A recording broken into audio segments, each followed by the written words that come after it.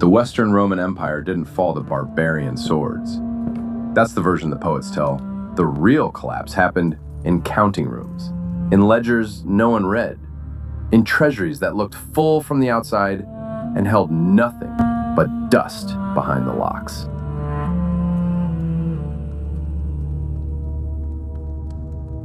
In 476 AD, the last Western emperor handed his crown to a Gothic chieftain, and across the Bosporus, in Constantinople, a man named Zeno sat on the only Roman throne still standing. He was Isaurian, a mountain tribesman from the wild interior of Anatolia. The Greek aristocrats who filled his court considered him barely civilized. They whispered that he smelled of goat leather and spoke Greek with an accent thick enough to cut.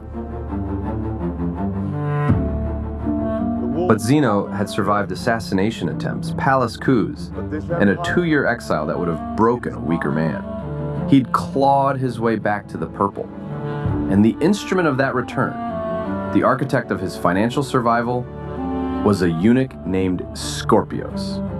The empire doesn't run on faith, Excellency. It doesn't run on God's favor.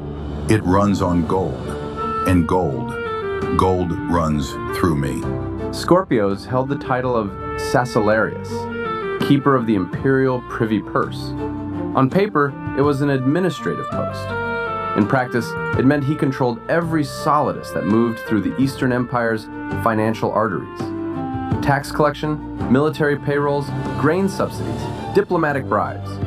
All of it passed through his ink-stained fingers before it reached anyone else. Beneath the chalk gate, that great bronze entrance to the imperial palace, Scorpios had built something no one was supposed to see. A second treasury, vaulted chambers carved from the limestone bedrock, lined with iron-bound chests, lit by oil lamps that never went out. The air down there tasted of tallow and old parchment. Quill scratches echoed against wet stone. This was where the real numbers lived. Not the official accounts presented to the Senate. Those were fiction, dressed in neat columns and comforting totals. The real numbers told a different story. An empire spending 3 solidi for every 2 it collected. Military garrisons paid with borrowed coin. Barbarian allies on retainer funded by future taxes that hadn't been levied yet.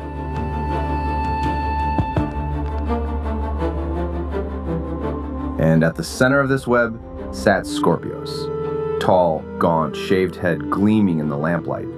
His eyes were deep-set and never still, always counting, always weighing. A single iron key hung from a chain around his neck. That key opened every chest in the Undercroft, every secret in the empire. Zeno knew, of course.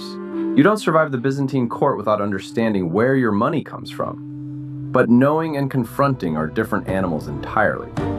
The emperor needed Scorpios the way a man with a broken leg needs his crutch, with gratitude that curdles into resentment with every passing step.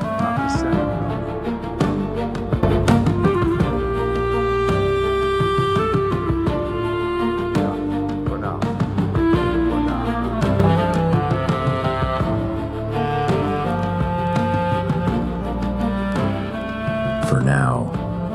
2 words that carried the weight of an empire's survival and the stench of its decay. It was Longinos who first pulled at the threads. Zeno's younger brother, broader, more honest, cursed with the fatal combination of loyalty and curiosity. He'd been given the rank of Master of Offices, a grand title. It should have placed him at the center of the palace administration. Instead, he found himself managing ceremonial schedules and sorting diplomatic correspondence that had already been read, edited, and redacted by Scorpios' clerks. One evening in the Mangana Quarter archives, Longinos found what he wasn't meant to find. A set of military payroll ledgers. 2 versions. The official record showed 14,000 troops garrisoned along the Danube frontier. The shadow ledger beneath it listed 8,000. The difference, 6,000 phantom soldiers, represented a river of gold flowing somewhere Longinos couldn't trace. 6,000 men who don't exist, and someone is collecting their wages every single month. He looked up from the parchment, and in the doorway of the archive, half hidden by the shadows between 2 oil lamps, stood Scorpios. The eunuch's face was perfectly still, But his eyes, those calculating, never-resting eyes, told Longinos everything he needed to know. The brother had seen too much. And in Byzantium, that was the most dangerous thing a man could do. History is full of men who discovered truths they weren't equipped to survive. In 1340, a Venetian banker proved that the city treasury was running on fabricated deposits. He was found in a canal 3 weeks later. In 1825, a clerk in the Ottoman Imperial Mint discovered the Sultan's gold reserves had been replaced with gilded lead. His name was erased from every official record. Longinos didn't know these parallels, but the pattern was already tightening around him like a noose. 3 days after his discovery in the Mangana archives, Longinos descended into the chalk undercroft. He went at the hour of compline, when the palace corridors were thinnest and the guards changed shifts. The air underground hit him like a wall. Damp stone, burning tallow, and something else. Something metallic. The smell of enormous quantities of coin in an enclosed space. Scorpios was waiting. Seated at a long oak table, surrounded by stacked ledgers and bronze counting frames. The iron key glinted against his dark robes. 2 oil lamps threw his shadow in opposite directions. A man split in half by his own light. You came. I expected you, to be honest. 6,000 phantom soldiers on the Danube payroll. Where does the gold go, Scorpios? The eunuch didn't flinch. He reached beneath the table and produced a second ledger, then a third, then a fourth. He stacked them in front of Longinos like a prosecutor building evidence against the defendant rather than the accused. The Danube ghosts are the smallest thread in this web, Longinos. You want the truth? Sit down. But understand, once you see it, you can't unsee it. What Scorpios revealed over the next hour would have collapsed the empire if spoken aloud in the Senate chamber. The official treasury, the one the Senate audited, the one ambassadors were shown, contained roughly 40% of what the records claim. The rest existed only on parchment. Phantom reserves backing phantom expenditures. The real money, the actual gold, flowed through Scorpios' shadow network. Diverted taxes funded personal loyalty payments to barbarian chieftains along every frontier. Military contracts were inflated, with the surplus returning to the undercroft. Provincial governors paid tribute not to the throne, but to the eunuch who controlled their appointments. You've hollowed out the empire. The entire financial system is a shell. And the machinery stops.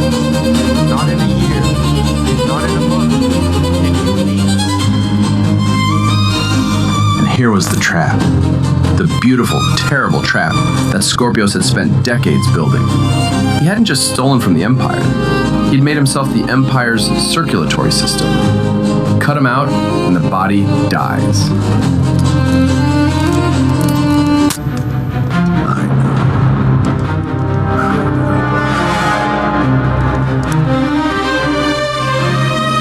Two words. Longinos felt the floor shift beneath him. Not physically, but in every way that mattered.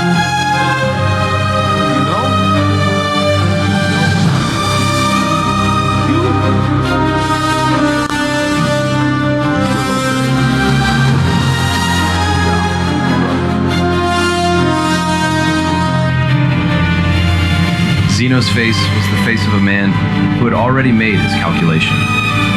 The mountain tribesman who fought his way to the purple had weighed the options. Expose the rot and watch the empire crumble, or feed the rot and hope the structure holds. He'd chosen years later. If I remove Scorpios, the Danube frontier collapses within the season. The Gothic federates revolt when their payments stop. The grain shipments to Constantinople halt because the provincial governors lose their incentive to cooperate. Do you understand? He is the system now. Longinos stared at his brother. The Emperor. The man who wore the purple of Rome and chose to remain a prisoner inside it. Zeno turned his back. The mechanical lions sat silent on their golden pedestals. The golden birds didn't sing. and Longinos stood alone in that magnificent hollow room, understanding for the first time that the empire wasn't being destroyed from the outside. It was being digested from within. Longinos was given the governorship of Isauria, their homeland. On paper, a promotion, a prestigious post commanding the mountainous province that had produced an emperor. In practice, it was exile dressed in silk. The appointment came within a week of his confrontation with Zeno. No trial, no accusation, no public explanation. That's how Byzantium handled its inconvenient truths. It didn't destroy them. It relocated them. Sent them somewhere far enough that their voice couldn't carry back to the capital.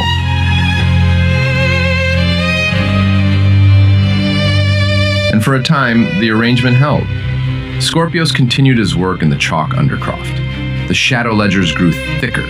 The web of financial obligations spread wider, from Danubian Goths to Persian border commanders, to Hunnic mercenary bands roaming the Balkans. Every thread led back to one pair of ink-stained hands. But here's what the crown historian understands that the participants never do. Webs don't just catch prey, they also catch their spinners. In 484, a Gothic chieftain named Theoderic Strabo demanded payment for 3 years of accumulated alliance fees, gold that Scorpios had promised but diverted into other obligations. When the payment didn't come, Strabo marched his federates to within 50 miles of Constantinople. The fields of Thrace burned. Refugee columns choked the roads to the capital. The formula is wrong. We need 40,000 solidi by the spring equinox, or Strabo sacks the granaries at Adrianople. 40,000 solidi. The eunuch who'd built a shadow empire of millions couldn't produce 40,000 because the money was gone, not stolen, not hoarded, but dispersed into 1,000 obligations that had each spawned obligations of their own. The web had become a knot, and knots don't have exits. Zeno watched Scorpios age 10 years in a single season. The eunuch's hands, those precise, counting, never idle hands, began to tremble over the ledgers. His deep-set eyes developed a hollow quality, like windows in an abandoned house. He stopped eating. His iron key hung heavier on its chain. You told me you were the system, that without you, the empire falls. Tell me, Scorpios, There will be consequences. what happens when the system devours itself? The answer came not in words, but in parchment. In 488, a routine audit, ordered by Ilus, the Isaurian general who'd grown suspicious of the military accounts, cracked the shell. Not the whole truth. Ilus never saw the chalk undercroft, but he saw enough. Phantom garrisons, inflated contracts, a pattern of financial manipulation so vast it could only have one architect. Zeno didn't wait for the report to reach the Senate. He couldn't afford a public scandal. The admission that the emperor had known would bring down the throne faster than the financial collapse itself. So he did what Byzantium had always done with its most dangerous problems. He made them disappear, quietly. On a fog-thick morning in late autumn, Scorpios was escorted from the palace by 4 members of the excubitors, the imperial guard. No chains, no spectacle. He was taken to a monastery on the coast of Bithynia, across the Sea of Marmara. The order specified lifelong contemplation. The iron key was removed from his neck and melted down. The vaults. Someone will need to manage the vaults. But when Zeno's new Sacellarius descended into the chalk undercroft for the first time, he found something that would haunt Byzantine fiscal policy for a generation. The iron-bound chests were there, the ledgers were there, the oil lamps still burned. The chests were empty, this chest. every single one, What secrets row after row of open lids and bare wood. The gold that had supposedly financed an empire's survival was gone. Not stolen by Scorpios, spent, dispersed, dissolved into 1,000 commitments that had consumed every last coin. The shadow treasurer hadn't been hoarding wealth. He'd been managing its absence. For years, he'd kept the machinery of empire running on promises, debts, and the sheer force of his reputation. The financial abyss hadn't been beneath the throne, it had been the throne. The empire had been sitting on nothing, and Scorpios had been the only one keeping the chair from collapsing. Zeno ruled for 3 more years. He died in 491. Some say of epilepsy, others of poison.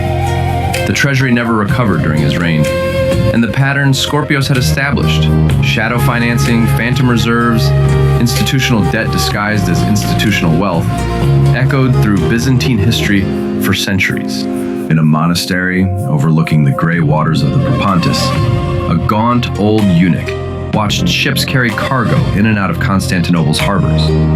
His hands still moved, counting, always counting, but now they counted waves instead of coins. He had no key, he had no ledgers. He had only the knowledge that he'd held an empire's survival in his ink-stained finger, and that the empire had outlived his grip, but not his damage. The financial abyss that Scorpios built didn't disappear when he did. That's the lesson the crown historian draws from this wreckage. Power corrupts, yes. Every school child learns that much. But the deeper truth is this. Corruption, once it becomes structural, outlives every individual who feeds it. The spider is gone, the web remains, and the empire keeps walking through it, strand by strand, pretending it can't feel the silk tightening around its throat.